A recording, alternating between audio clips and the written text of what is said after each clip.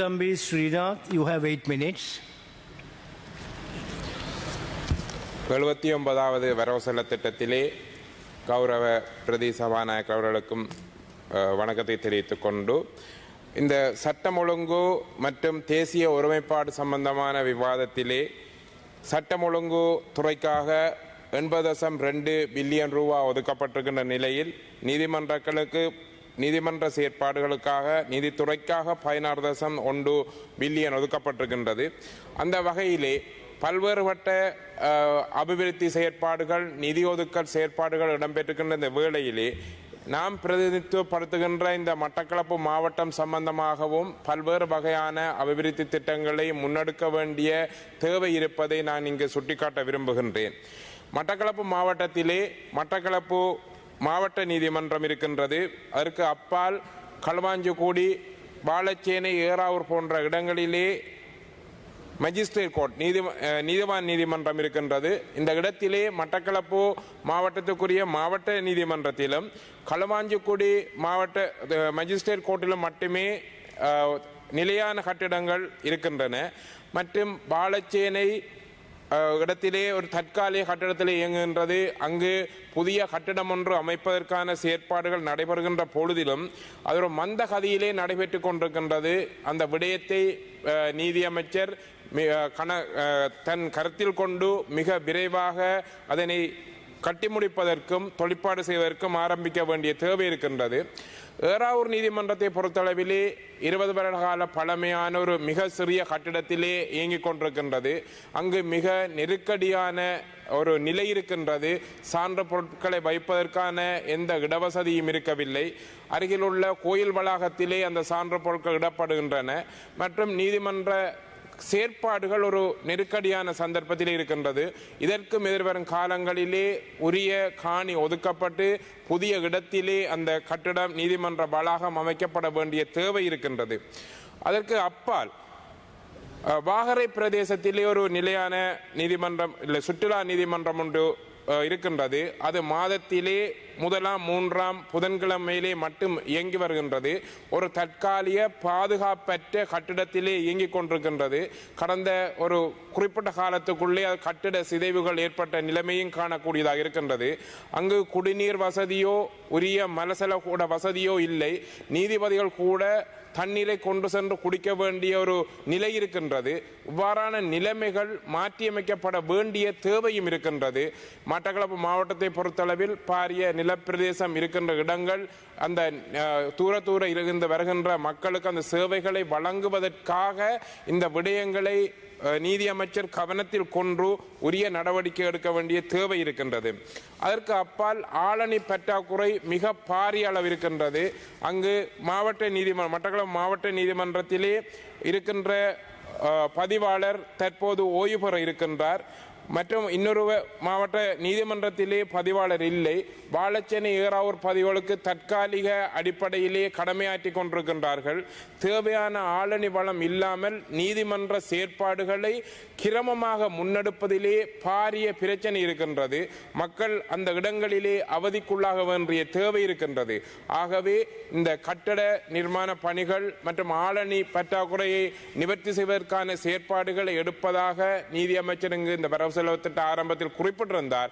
ஆகவே மட்டக்களப்பு மாவட்டத்தையும் கருத்தில் கொண்டு இவ்வாறான செயற்பாடுகளை முன்னெடுக்க வேண்டும் என்று கேட்டுக்கொள்கின்றேன். இதற்கு அப்பால் எமது மாவட்டத்திலே நாம் கடந்த கூட்டத்திலும் இது சம்பந்தமாக அமைச்சரிடம் உரையாடியிருந்தோம். மட்டக்களப்பு மாவட்டத்தில் இருக்கின்ற சிறைச்சாலை மிக பாரிய நெருக்கடியான ஒரு சூழ்நிலையில் இருக்கின்றது. 300 பேர் இருக்க வேண்டிய அந்த இடத்திலே 700க்கும் மேற்பட்ட சிறை கைதிகள் இருக்கின்றார்கள். களிம முகாமைத்துவம் ஒரு பாரிய பிரச்சனையாக பாவியில் விடப்படுகின்றது. இதற்காக உரிய நடவடிக்கை எடுப்பதாக அமைச்சர் உறுதியாக கூறியிருந்தாலும் கூட அந்த இடத்தை ஒரு நீண்டகால அடிப்படையிலே அந்த இடத்தை மாற்றியமைத்து தர வேண்டும் என்று கேட்டுக்கொள்கின்றேன்.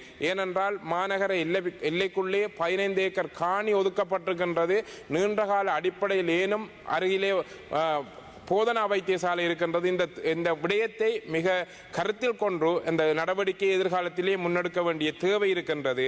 அதனோடு இணைந்ததாக சிறைச்சாலை உத்தியோகத்தர்களும் தேவையான அளவு இருந்து அந்த சிறை கைதிகளும் மனிதர்கள் என்ற அடிப்படையிலே அவர்களுக்குரிய அடிப்படையான கட்டமைப்பு வசதிகளை ஏற்படுத்த கொள்ள வேண்டிய தேவை இருக்கின்றது. இதற்கு அப்பால் மிக முக்கியமான ஒரு விடயத்திலே கடந்த வாரம் நடந்த விடயம் வாகரை பிரதேசத்திலே அந்த மக்களுக்கு நடத்தப்பட்ட விடயங்களுக்கான ஒரு நீதி கொடுக்கப்பட வேண்டும் என்று நான் இந்த இடத்திலே ஒரு குறிப்பிட விரும்புகின்றேன். வனயிலாக திணைக்களம் சேனை பயிர் செய்து கொண்டிருந்த மக்களின் பிரதேசங்களுக்குள் சென்று அது அவர்களுடைய சட்ட எல்லைக்குட்பட்ட பிரதேசங்களாக இருந்தாலும் மிக மூர்க்கத்தனமாக மனிதாபிமானமற்ற முறையிலே அந்த மக்களின் குடிசைகளை எரித்து அவர்களின் சொத்துக்களை அழித்து அவர்கள் சேனை பயிற்சி செய்கின்ற சோளம் தேன் கடலை போன்றவற்றை கைப்பற்றி சென்றிருக்கின்றார்கள். இது சம்பந்தமாக நியாயம் கேட்க சென்றவர்களுக்கு அவர்கள் ஆயுத முனையிலே மிரட்டப்பட்டிருக்கின்றார்கள். இந்த விடயத்திலே அடுத்த நாள் போலீசிலே முறைப்பாடு செய்யப்பட்டிருக்கின்றது. நாம் பிரதேச செயலாளருக்கும் அறிவித்திருந்தோம். இது சம்பந்தமான கூட்டம் ஒன்று நடைபெற்றிருக்கின்றது. ஆனால் வனயிலா அதிகாரிகள் இந்த சட்டத்தை தங்கள் கையில் எடுத்துக்கொண்டு காட்டு மிராண்டித்தனமாக நடந்து கொண்ட முறையானது சட்ட அடிப்படையிலே அவர்களுக்கான ஒரு விசாரணை நடத்தப்பட்டு தண்டிக்கப்பட வேண்டும் என்று இந்த இடத்திலே கேட்டுக்கொள்கின்றேன். ஜனாதிபதி அவர்கள் கூட விவசாய உற்பத்தியை பெருக்குவதற்காக கைவிடப்பட்ட காணிகளை கொடுப்பது சம்பந்தமாக தன் வரவு செலவு திட்டத்திலே உரையாற்றியிருந்தார். சோளம் போதிய அளவு இங்கு உற்பத்தி இல்லை என்று கடந்த கூட்டத்திலே விவாதிக்கப்பட்டது.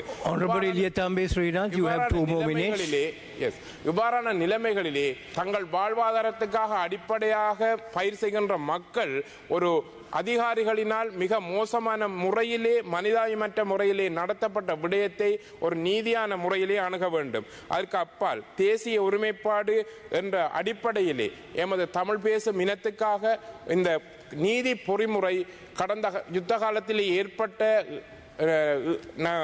அநீதிகளுக்கு ஒரு நீதியான முறை ஏற்படுத்திக் கொள்ளப்பட வேண்டும். காணாமலாக்கப்பட்டோர் அரசியல் கைதிகளுக்கான உரிய நீதி விசாரணை மேற்கொள்ளப்பட வேண்டும். இவ்வாறான விடயங்களை செய்வதன் மூலம் தமிழ் சமூகத்தையும் இந்த நாட்டின் அபிவிருத்திக்காக இணைத்துக் கொள்ள முடியும்.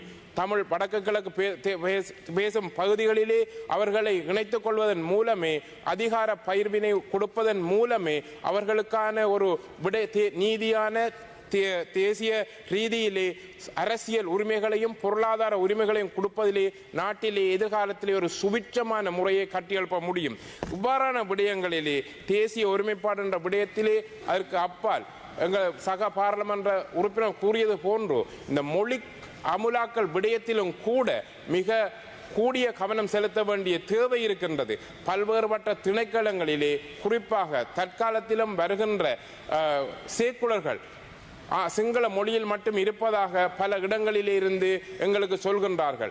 தேசிய ஒருமைப்பாடு என்ற விடயத்திலே இந்த விடயத்திலே மிக அந்தந்த திணைக்களங்களில் இருக்கின்ற அதிகாரிகள் அல்லது அமைச்சுக்கள் உரிய கவனம் எடுத்து தமிழ் மொழியையும் சமத்துவமான மொழியாக கைக்கொள்ள வேண்டும் என்று தங்களுடைய மிக வினயமாக கேட்டுக்கொள்கின்றேன். எதிர்காலத்திலே மற்றும் பல ஆட்சேர்ப்பு நடவடிக்கைகளிலே கடந்த போலீஸ் ஏஎஸ்பி பதவி நிலையிலே 262 பேர் உள்வாங்கப்பட்ட விடயத்திலே ஒரு தமிழர் கூட இல்லை என்பது பாரிய ஒரு பிரச்சனையா இருக்கின்றது. இந்த விடயத்திலே அதாவது மெரிட்டோடர் முறையிலே அது கைக்கொள்ளப்பட்டாலும் கூட அந்த விடயத்திலே ஒரு தகமையான ஒரு போலீஸ் அதிகாரி இல்லையா என்ற கேள்வி. Yes, thank you. Another 1 minute, please. ஆகவே இவ்வாறான விடயங்களிலே அரசு மிக கவனமாக தங்களுடைய தேசிய ஒருமைப்பாட்டை பேணுவதற்காகவும் நீதியை நிலைநாட்டுவதற்காகவும் மிக பொறுப்புடன் செயற்பட வேண்டும் என்று என்னுடைய விண்ணப்பத்தை தெரிவித்துக் கொண்டு முடித்துக் கொள்கின்றேன். நன்றி.